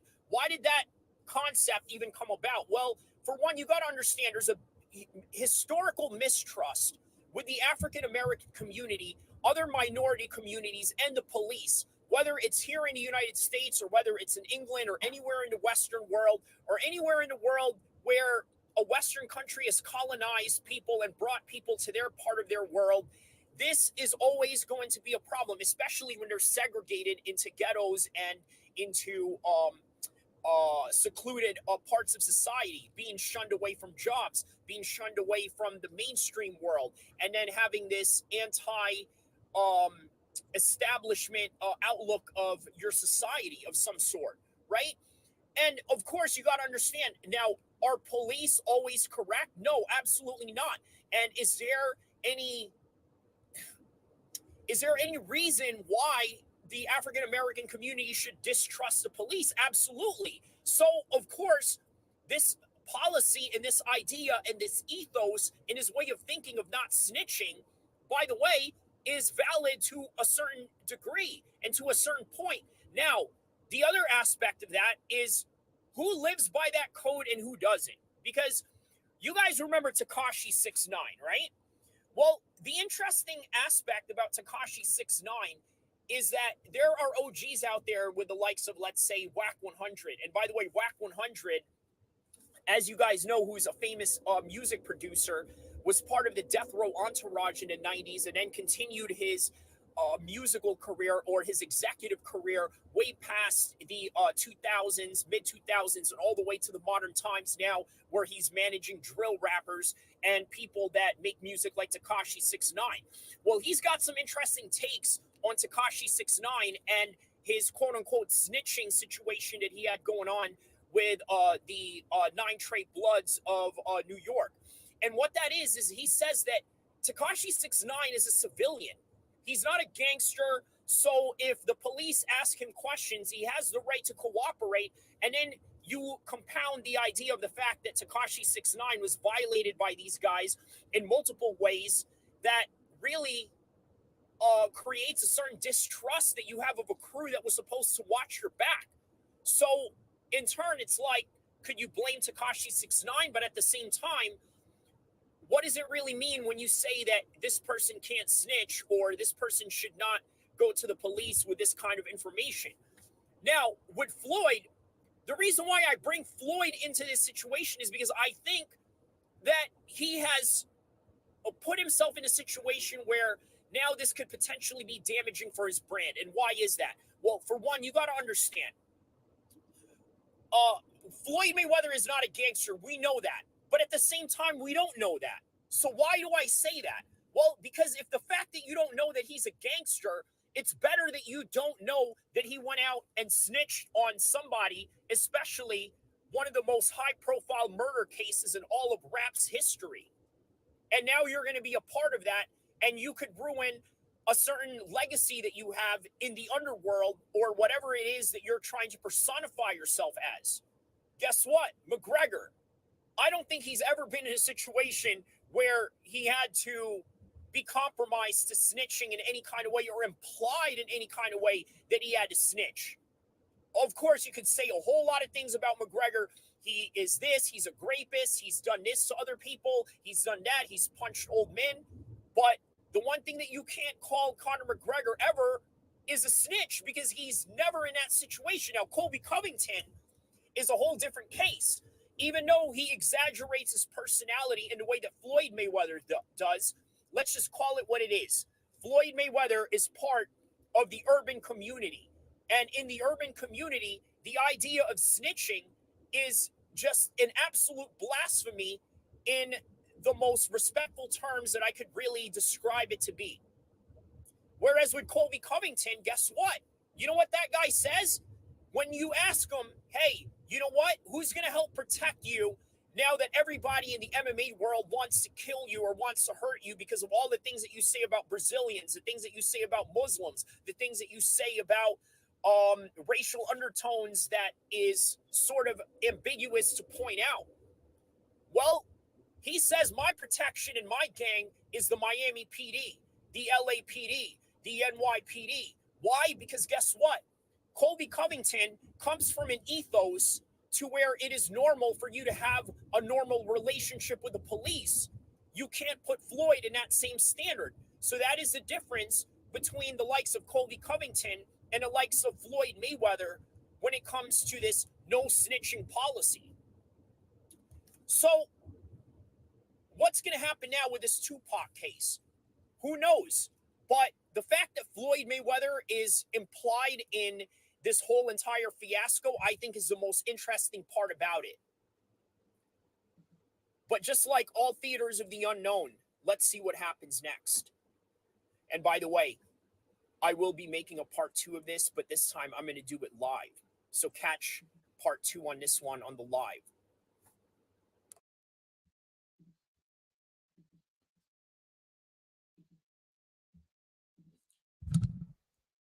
And 7 months later, Keefe D is in jail or prison, awaiting trial somewhere in the summertime. And P. Diddy is supposed to be in prison, but dodged a raid because he took a plane to the Caribbean, and who knows, we may never even see him come back.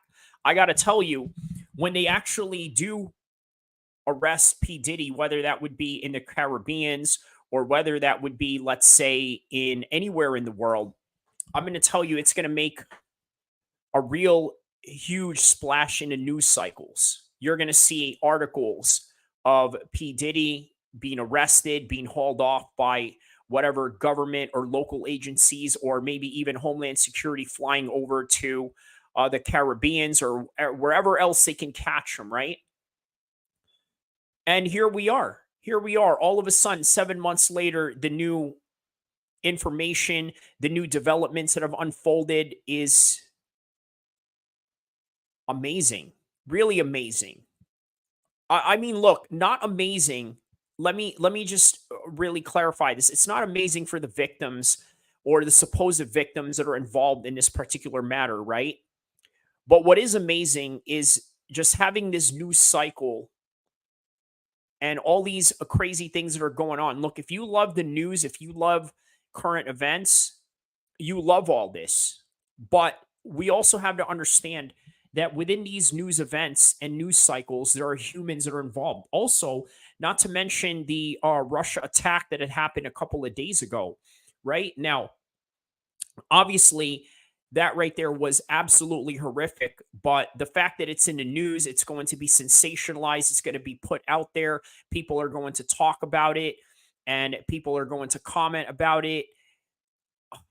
But man, I got to tell you, there's human lives involved, all for your entertainment, just like in the fight world, right? We love fights that are hyper sensationalized, fights that have compelling storylines, fights that become violent when they are in mid combat competition. We love that. But in the midst of that, we also have to understand that there are victims involved and there are people that get hurt and there is pain and suffering that we don't see behind the scenes. So it's very important to understand this as we are understanding these stories and how they relate to our consumption of combat sports as well as understanding our own consumptions of the news cycles. So, with this particular matter at hand, what is going to happen with P. Diddy? I'm going to give you some speculations, right? Because I think that's the next thing that we can sort of go off on this particular matter at hand. My speculation on this matter is that I think the Homeland Security, with the reach that they have in the international levels, and by the way, this is why it was important for me to sort of correct my previous video, first reacting to the breaking news of why it's Homeland Security and not FBI, because Homeland Security can operate outside of the United States if they need to. And now that they're in the Caribbeans, I think what's going to happen is they're going to have Homeland Security agents fly down to the Caribbean, work with the local authorities, maybe as an observatory role, as I had previously mentioned, in order to capture P. Diddy and in order to bring him in. Now, why did they arrest his kids? My speculation on that is they know his whereabouts. I'm talking about the kids that they had arrested, right? Justin and King Combs. They obviously have a good idea where he is.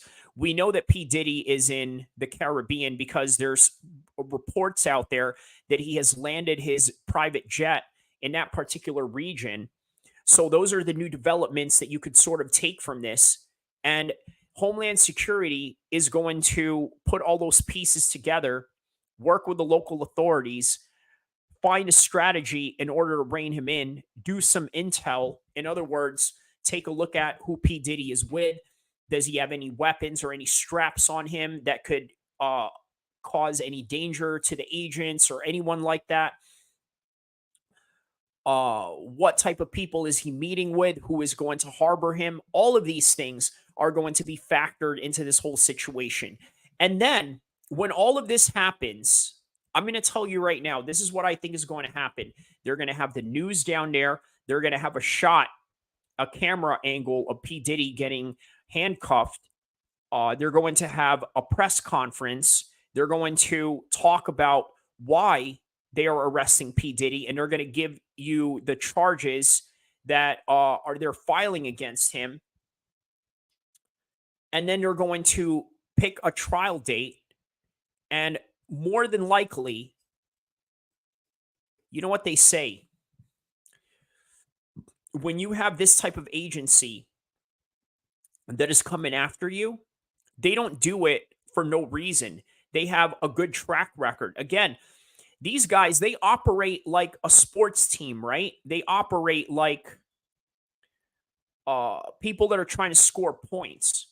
So, in other words, they're not going to go and arrest people and not have any further evidence to back it because it would be embarrassing for their career and their long term trajectory as an agency. So, in other words, all of this going on is just setting in motion of P. Diddy going to jail for a very long time, if not probably for the rest of his natural born life, if they could really throw the book at him. Now, the trial. What is going to happen? I'm not going to just have the full confidence that Homeland Security is going to rein him in and that'll be that. I just don't think that's how it's going to go. I think what's going to happen here is that P. Diddy is not going to go out without a fight. Obviously, him flying over to the Caribbean, I think, has some sort of implications of, let's say, creating a long term strategy to this matter. Why did he do that? To stall time, right? Sort of like if you get a ticket, right? What do? You set a court date, right? You stall time and you hope that the police officer doesn't show up in your court case of getting a ticket or any kind of court case that you get, right? So you stall time, you gather more evidence, you create more uh, aspects that are in your favor, such as witnesses, alibis, and things of that nature. That's what's setting in motion right now, right? So again, P. Diddy is not going to go out without a fight. He's going out with a fight for sure. But again, it's also going to be a long, drawn out process. This particular trial could take for years. Now, look at Andrew Tate and what he's got going on, right? Obviously, in 2022, 23, he got locked up, was in there for a couple of months, got out, then got locked up again. Now they're using the English government, the British government to be exact, and its Commonwealth to throw the book at him. But then they released him because they don't really have anything other than just using the Romanians as a proxy. And now the Romanians using the English as a proxy of their own without getting really any substantial evidence to do anything to him. And again, a lot of this is just going to have a stalling game involved. So I'm going to be right back with my final thoughts. I'm going to show you guys a training video that I did while I was training fasting for Ramadan. And after this, I'm going to give you my final thoughts and my final 10 minutes of this particular episode and content.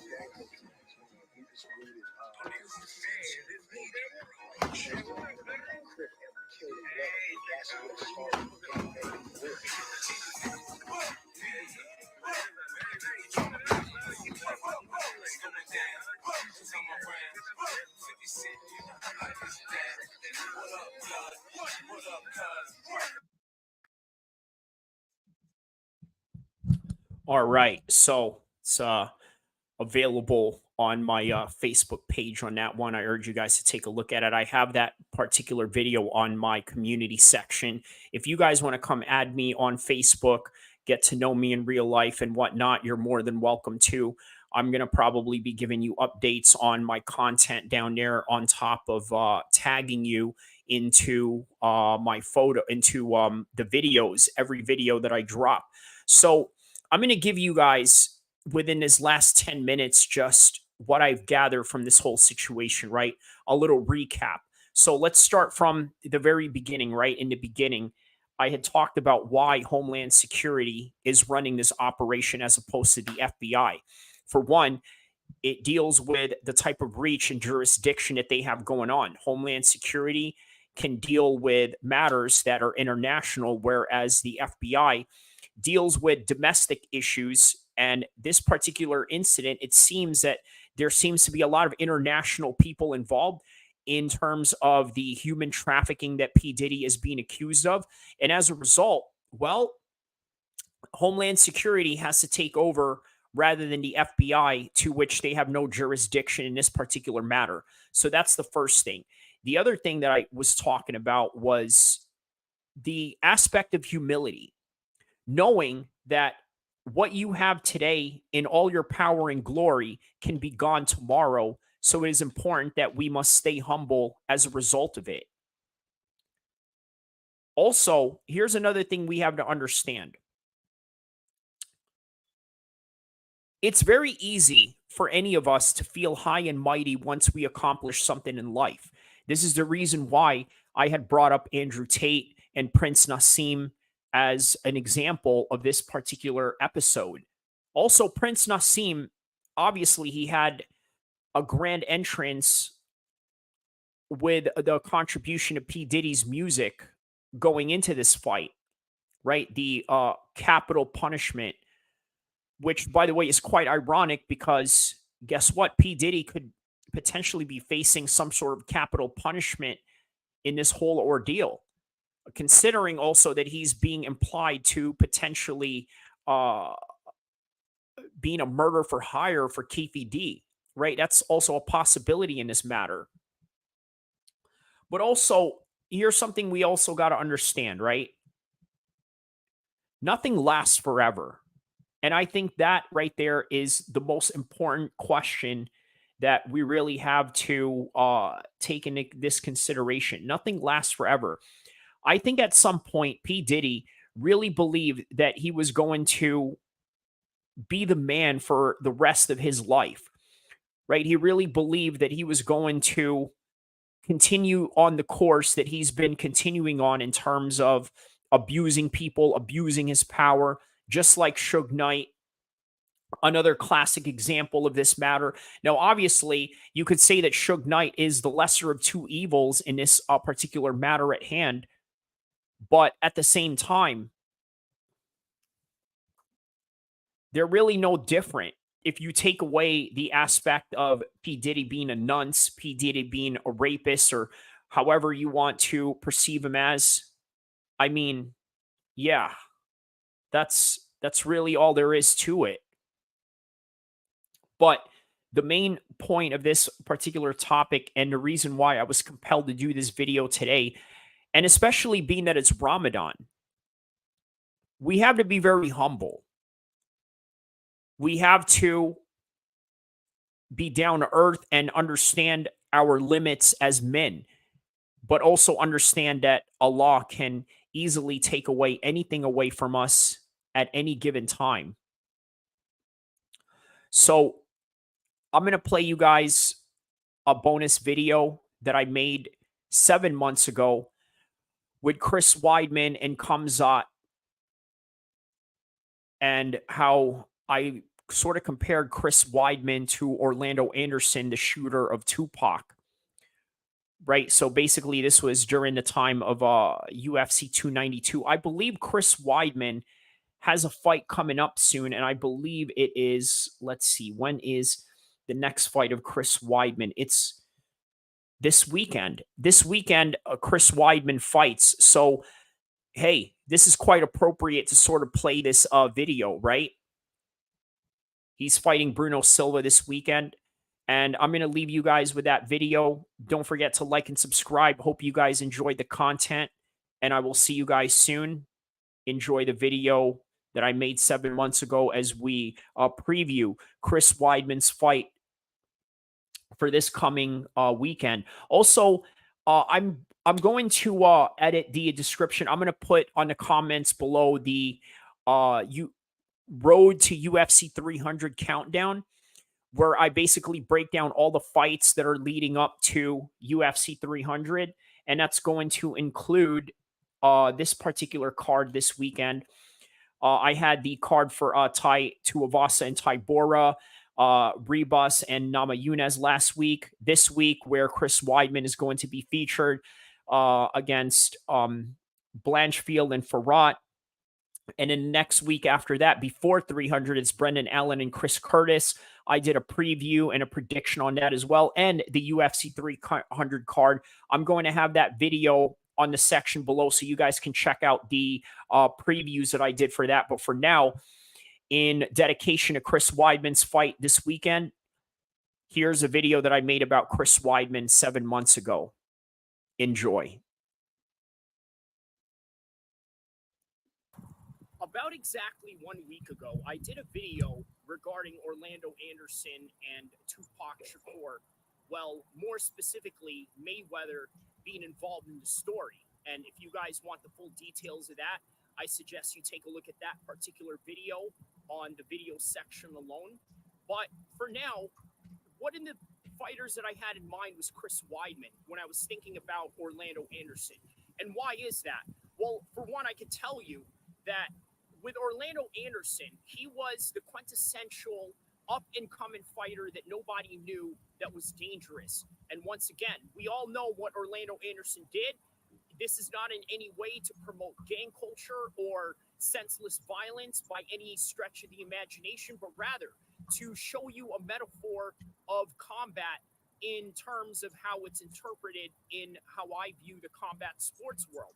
But nonetheless, Chris Weidman had a tough upbringing in his mixed martial arts career. Just like most fighters, he wasn't financially stable, and every time he would go to a party, some sort of bank party with his wife and their coworkers, he would often get asked, well, what is it that you do for a living and how much do you make? And would basically feel such of the lesser man in a room full of guys that he knew he would absolutely dismantle with a heartbeat, because any trained fighter or any trained individual can just absolutely do that to a room full of corporate clowns and bankers, right? That's not a hard task, especially if you train all day and especially if you're training to be the best. So Chris Weidman was made to feel less of himself because of his financial situation. And again, this is an aspect that a lot of fighters ultimately deal with in terms of how they go about their early stages of their career. And in the midst of all that, they persevere and suffer through the hardships, and then somehow come out of it as a winner and then as a champion. And then out of all people, Chris Weidman, as one of the individuals who has beaten one of the greatest mixed martial arts fighters of all time, which is Anderson Silva. However, the lackluster aspect of that is that Chris Weidman did not get the clout that he should have deserved, being that he beat the greatest of all time. Sure, did he get a media tour, of which was in grand proportion within the United States of ESPN and all the other American networks? Yes, but it wasn't like Chris Weidman was worldwide famous in a way where, let's say, if he was to go to Germany, he would be mobbed by people and people would not somehow let him shop or anything like that. And I'm talking Prince Harry, Meghan Markle status, to where you can't go anywhere without a bodyguard. He wasn't that famous. For guys that beat Anderson Silva, you should be that famous. The problem is the world doesn't see fighting that way. And just like with Orlando Anderson, the rap game and its casual observers really don't see the world in a way of the shooter is the hero, or in this case of mixed martial arts, as the giant killer or the legend killer as the hero of them all. That's not what was seen here. What had happened was he went on to have a great career, but then in the midst of all that, he also had a bit of a lackluster media coverage in the way that Chris Weidman should have had. In other words, like I said, Chris Weidman should have really been given a red carpet treatment in terms of his championship run after he beat Anderson Silva, who was the greatest of all time. We're talking about Vitor Belfort when Vitor Belfort was on juice. And then we're talking about Lyoto Machida when he was in his prime. And not only in his prime, within his optimal weight of 185, of which Lyoto Machida just absolutely looked like one of the best in the world, and Chris Weidman beat him at that stage. Now the tables have turned, just like with everything else. You have a friend in your professional life or in your personal life that, let's say, is doing better than you. Okay, and all of a sudden, somewhere in a few years, you become a CEO of a company, or you become the head of state, or you hold a position to which is way lower than his when originally he had a higher position in you. Let's say some sort of manager, or let's say some sort of higher position in the military when it comes to rankings. Well, that's kind of what's going on this weekend with Aljamain Sterling and Sean O'Malley. Because let's think about this. Aljo was the student of Chris Weidman. And then in the midst of all that, now Aljo seems to be one of the best fighters in the world. And is he still the teacher for Chris Weidman? That's for them to decide within the culture of their gym to find out. But other than that, what is clear and what is apparent is the rise of Aljamain Sterling and the fall of Chris Weidman.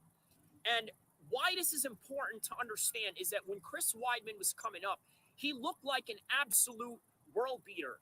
You want to know the best description I can give you about Chris Weidman during his time? Think of Khamzat Chimaev. You got to remember, this guy became the 185 champion, undefeated, 10-0 when he beat Anderson Silva. So that tells you a lot about a person who seems indestructible in the eyes of many people that were witnessing it at that time.